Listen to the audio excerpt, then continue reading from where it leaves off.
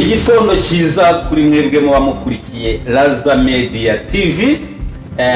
Ni umunsi n'ubundi nk'iyindi. Uyu munsi ni kuwa gatatu.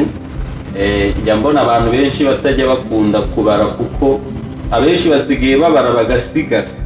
Imbere yanyu kuri kamera nk'uko mumubona yiteretse ni Jean Pembe, nk'uko mumuzi n'ubundi hano kuri Raza Media TV. Uyu munsi ni ibiki rero biba bizindutse bivugwa, ni ibiki biri gutrendinga. Hari inkuru nyinshi ziba zabiciye bigacika. Mu mazi iminsi mubibona cyane cyane abakoresha imbuga nkoranyambaga nka za X n'izindi. Hari inkuru zaryoheye amatwi y'abantu, abandi bifuza gukomeza kuzumva, abandi nyine bibaho ngaho. Rero twagiye, reka dutangire Jean Pembe yongera kubasuhuza kandi ababwira nyine nuko biba byaramutse hirya no hino kuri za social media n'ahandi mu Rwanda. Ndacyari Jean Pembe wale ya Raza Media niyo mugikurikiranye. Nibisanzwe tuba turi hano kugira ngo tubagezeho ibiganiro bya buri munsi, amakuru muba mwadusabye, tuba twabonye muri comment uburyo muba mwatwishimiye. Dukorera igikondo, tuba turi kumwe namwe amasaha 24 kuri 24, gatanu kuri gatanu. Ku makuru ari trendy ni menshi cyane, ariko tuba tugerageza kuyasesengura kandi nta nibikabyo tuba dushaka gushyiramo. Ntabwo tuba dushaka kubeshya abanyarwanda, ntabwo tuba dushaka kubeshya abadukurikiye cyane. Ese Raza nk'ubu ngubu turababwira yuko nk'amashusho yarari hanze y'umuhungu wacu Yampano. Abantu benshi ntabwo bari bazi ko yatanze ikirego.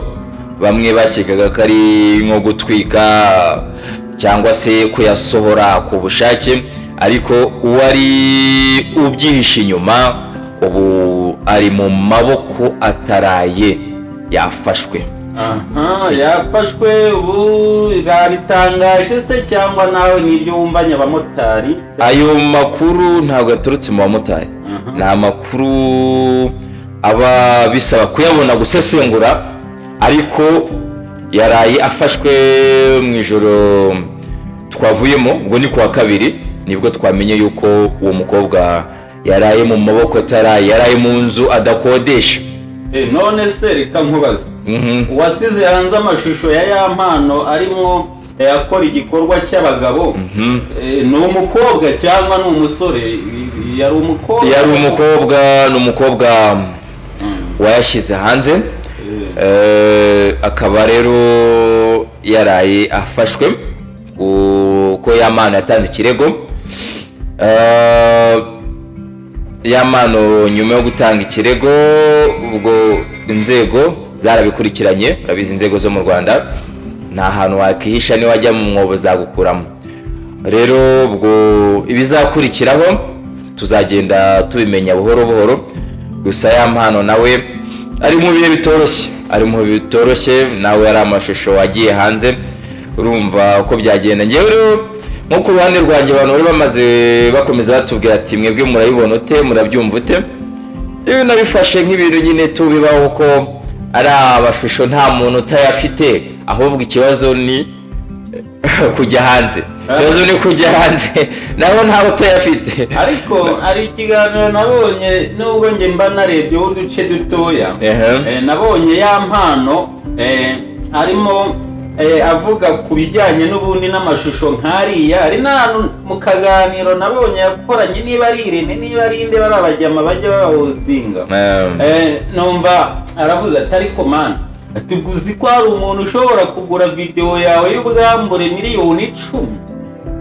None ubundi kuri ariya mashusho hari ibintu byakomeje kugenda bivugwa, video bamwe barayibonye, sinzi niba warabonye iriya show.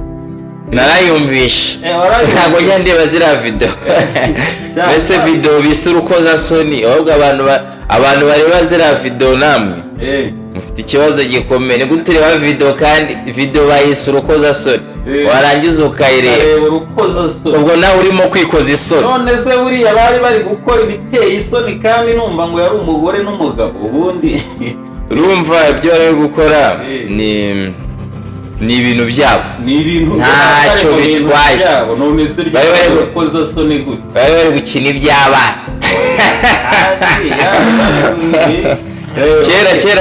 kera nibyo najya numva ngo tujye gukina iby'abana, ngo papa na mama nabo bari gukina iby'abana. Okay, byo bari gukora n'abantu bakuru babyemerewe, ahubwo icyabaye nuko byasohotse abantu bakabibona kandi bitagombaga gusohoka ngo abantu babibone.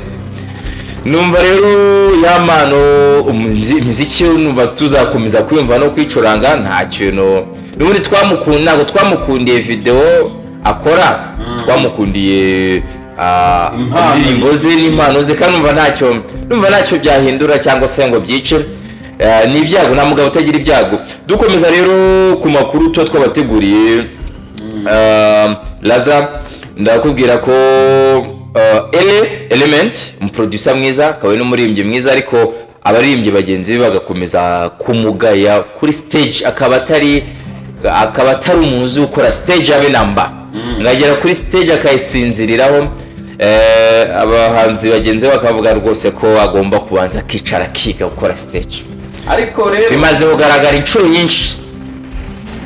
Reka nkubwirize ukuri, yego buriya ngewe ibintu by'abahanzi n'ubuhanzi sinjya mbijyamo, sinjya nanabyitaho.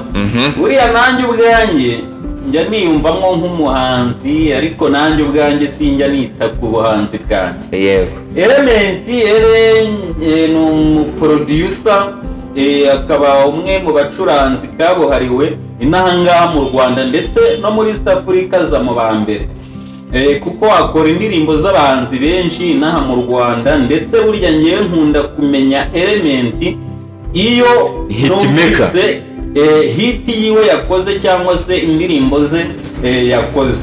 Uyu Element rero ajya akora hit, agakora umuziki cyane cyane. Ngewe nubwo ntakunda kwita ku by'abahanzi, iyo ngeze ku ndirimbo yakoreye abandi ndetse nkagera no ku ndirimbo ze bwite, burya ngewe niyumvamo umuziki cyane cyane wo mu ndirimbo ze bwite yikoreye, kuko uba ufite uburyo utandukanye n'izindi ndirimbo, uba wumvamo akazuke n'izindi. Ubundi Element nubwo bamushinja yuko ngo asinzirira mu biganiro cyangwa se akaba adakora hit neza kuri stage, ubundi Element ntabwo ari umuhanzi w'amashow cyangwa se ni umucuranzi w'abandi bahanzi. Rero burya ntabwo umucuranzi abyina umuziki cyangwa ngo agire gute, ahubwo we aba agomba gukora umuziki abandi bakawubyina.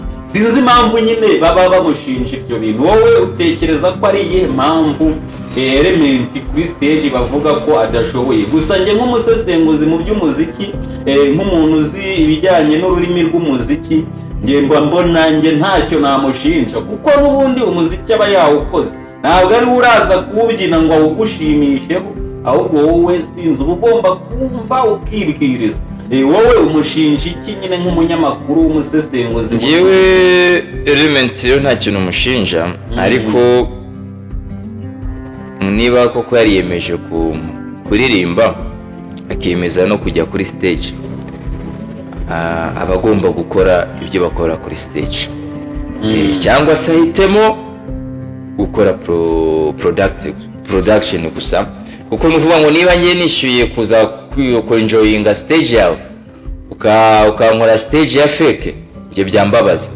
Gusa ndabizi nawe n'umuntu mukuru nawe ababibona azakosora. Dukomeje rero kubiri gutrendinga, turabicamo twihuta nko ku kipe y'igihugu Amavubi.